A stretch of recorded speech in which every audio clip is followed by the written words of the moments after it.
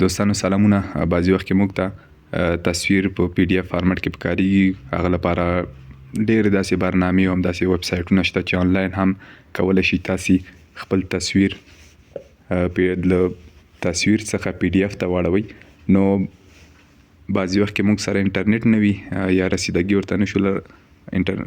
ورته نه لرو، نو هغه په خاطر بیا مثلا موږ نه دغه تصویر بدلول چې پی ډی اف ته واړو دا موږ نه پاتې.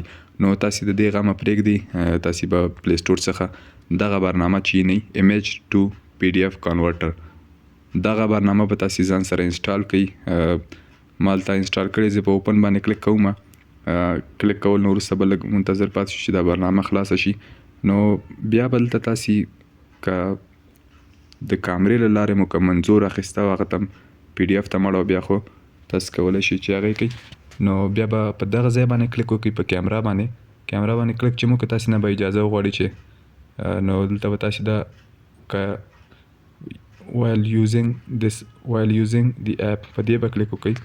کله چې مو کلیک وکړ هر تصویر، اوس مثلا دغه تصویر دی، زه غواړم پی ډی اف ته واړم، زه به کامرې باندې عکس واخلم چې انځور مې واخیست، بیا به په نیکسټ باندې کلیک وکړم.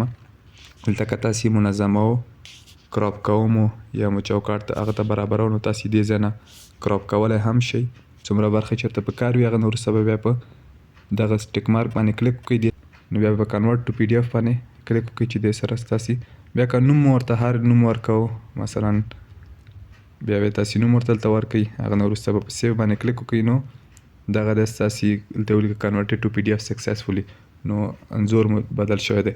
او که دې نه پرته یا دې نه علاوه تاسو په ګالري کې تاسو سره کوم انځور وغوښتمو چې پی ډی اف ته واړوئ، بیا به په تاسو په دغه تصویر علامه باندې دغه راسته خوا کې چې کوم علامه ده په دې به کلیک وکړئ.